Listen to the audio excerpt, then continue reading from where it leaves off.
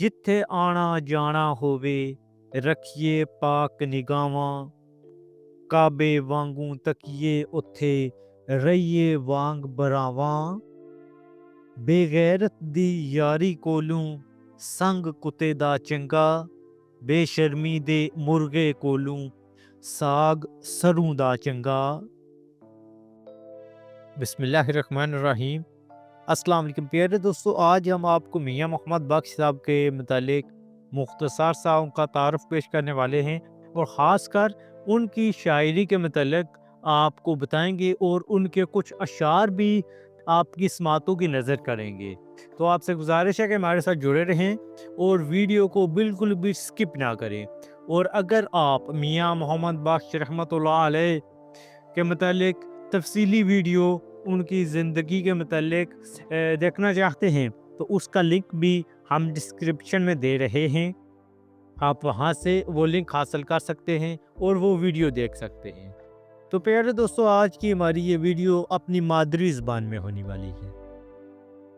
मियाँ मोहम्मद बख्श रहमतुल्लाह अलैह ने मतलब कहा जाना कि एक अजीम सूफी शायर सन जिन्होंने तलक पिसवाल गुजर कबीले तो सी। उन्होंने अपनी जी मादरी जबान सी वो गोजरी सी, लेकिन वो पंजाबी पठवारी ते पहाड़ी भी जाने सन। इन्हां चों जुबाना ने जायके उन्होंने शायरी च मिलने, कुसै जगह पहाड़ी, कुसै जगह गोजरी ते कुसै जगह पंजाबी जबान गालिब अशनी है।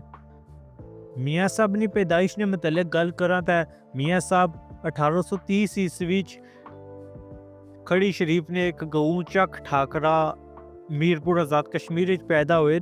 इन्होंने तलक गुजर फैमिली तो है।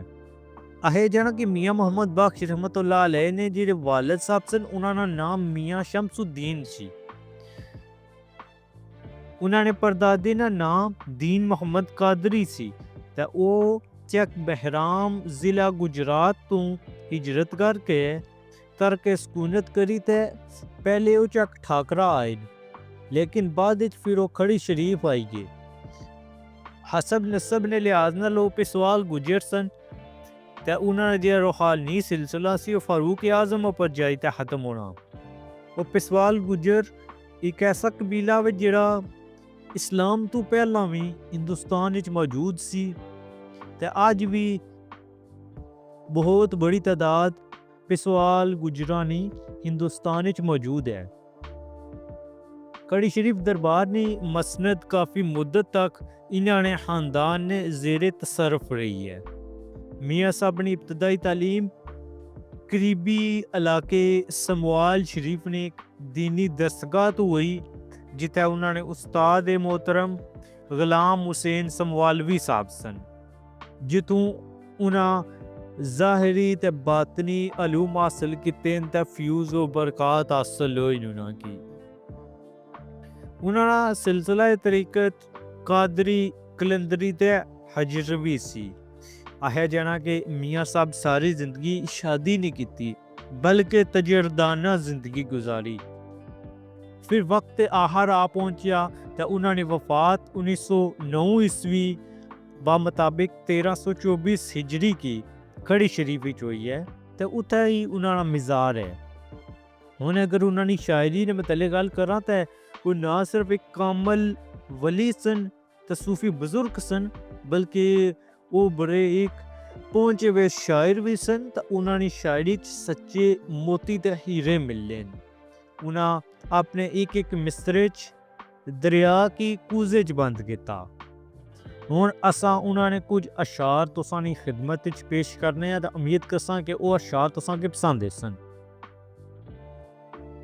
दुखिए दी गल दुखिए जाने, सुखिए नू की खबरां, सजन जिन्हां दे मौत ने मारे, ओ रोंदे तक तक कबरां।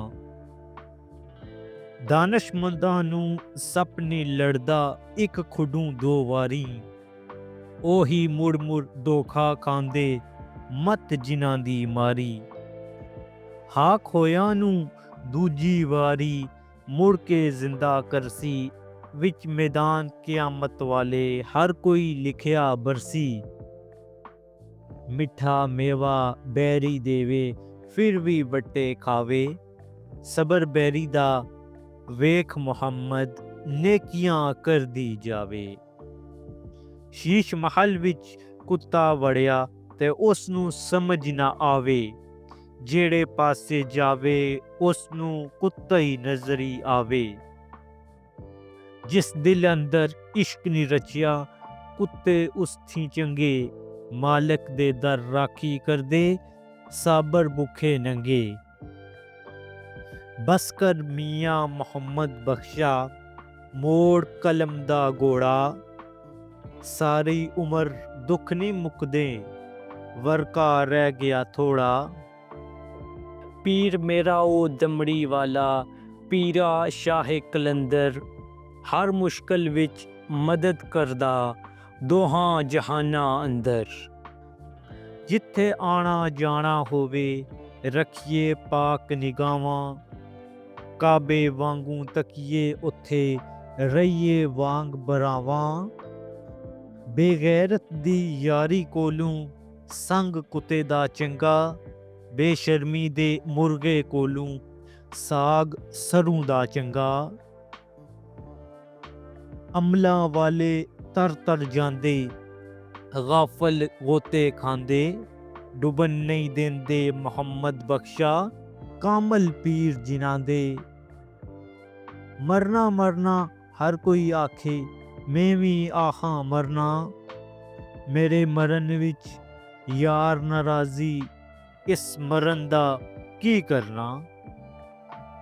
आखिर में मियाँ साहब माँ के शान के मतलब कहते हैं कि मावा नाल बहारा सजना, बिन मावा किस कारी, मावा बाद मोहम्मद बख्शा, कौन करेगा महारी। माँ मरे ते मापे मुकदे, प्यो मरे घर वेला, शाला मरन ना वीर किसे दे, उजड़ जांदा जे मेला। बाप मरे सर नंगा होवे, वीर मरन कंड खाली, मावा बाद मोहम्मद बख्शा, कौन करे रखवाली। बाई बाइयां दे दर्द वनावन, बाई बाइयां दियां बावां, बाप ने सर दे ताज मोहम्मद, मावा ठंडियां छावां। बेशक प्यारे दोस्तों, मियाँ साहब की शायरी में एक नई दुनिया मिलती है, एक नया पैगाम मिलता है। हकीकत में मियाँ साहब ने अपनी सारी ज़िंदगी इस्लामी शरीयत के इन मुताबिक गुजारी, और उनकी शायरी भी ऐसी है जिसको अगर हम गौर व फिक्र के आईने में लेकर आएं तो ये हमारे लिए ज़िंदगी की एक नई सम्मत हो सकती है। इसमें हम इस पर चलकर हम कामयाब हो सकते हैं और हमारी ज़िंदगी हसीन और जमील हो सकती है और हम कामयाब हो सकते हैं। अपना ख्याल रखिएगा और अपने इस चैनल का भी फ़ी अमानिल्लाह।